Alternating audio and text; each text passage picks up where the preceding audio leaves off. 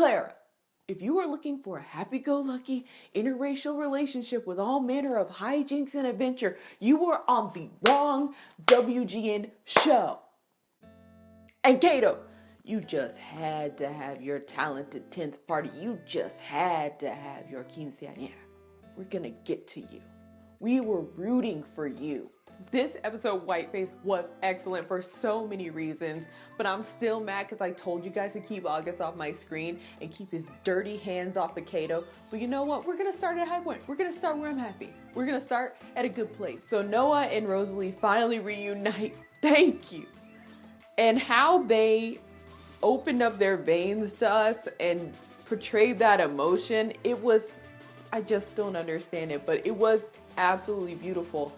Rosalie has devised a plan to have Noah play her slave, and they're gonna go from Atlanta to Macon, Georgia to save Ernestine and James.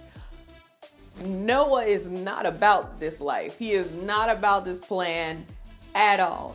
That leads to what I felt was the most emotional scene when he came up to Rosalie with that ring in both hands that he had forged by himself while he was in prison, and he says, "My first choice as a free man is you."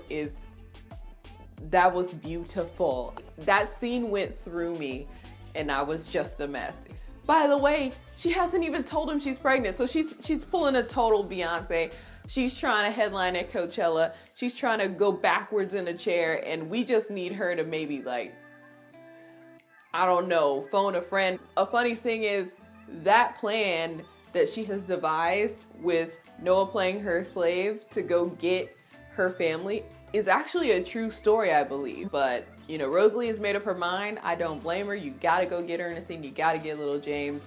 Noah understands that. He said this in the first episode, I believe, that, you know, it's not about a place anymore. His freedom is Rosalie. And Clara is starting to want some power. Do we have Ernestine back? And it turns out, I think we do. I really think we do. Clara comes to her, she said, "Listen, I need some power and I need to get this man so what Hicks did to me doesn't happen again." And Ernestine starts to teach her, which honestly, I'm just like, Clara, this is not good. Because remember, Ernestine started believing that she had power. She thought she said when, she thought she said where, but she learned in a very brutal way that power only went so far. And it kind of reminded me of what Kato said last episode about, you know, people get whatever little power they can and call it freedom. And Clara, stop. Clara, don't. On one hand, I was really mad, but on the other, I was like, Ernestine's giving out some good advice, so let me take some notes. Like, okay, what was that? Okay.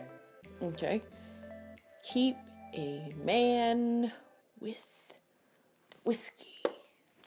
Got it. I hope Ernestine also teaches Clara her assassin skills, because she's gonna need them if things go left. And something tells me things are gonna go left. I'm just gonna tell you right now. Kato laughing hysterically on the balcony while those scandalized lily white crowd walked out of a Whiteface show is why I watch Underground. Kato's buddy Francis walks in.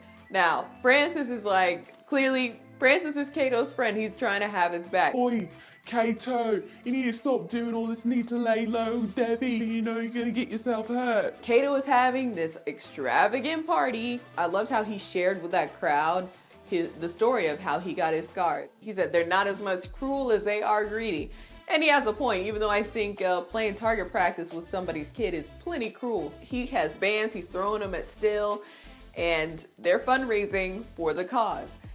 I love the conversation between Frederick Douglass, Still, and Kato about John Brown. So Kato living large like this has led Patty and August right to his doorstep. And I honestly, the way that he told Patty to come close and yell in her ear, "Get out of my house." I was rolling.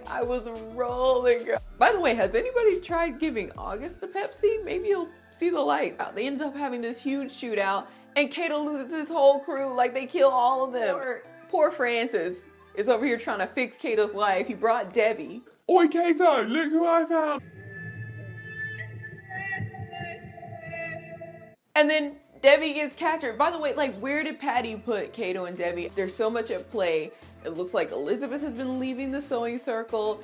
Kato and all has made me so mad because all he had to do was lay low and this wouldn't happen. What do y'all think is gonna happen, particularly with Ernestine when they realize she's not in Macon? Who's gonna get to her first, and do they want to find her? Ernestine is coming back. She's ready to get off the island. And when Ernestine starts setting her little plans in place, I hope you're on the favorable side of that plan. Apparently next week's episode, we're not gonna find out just yet because we're gonna have a whole episode of all Harriet.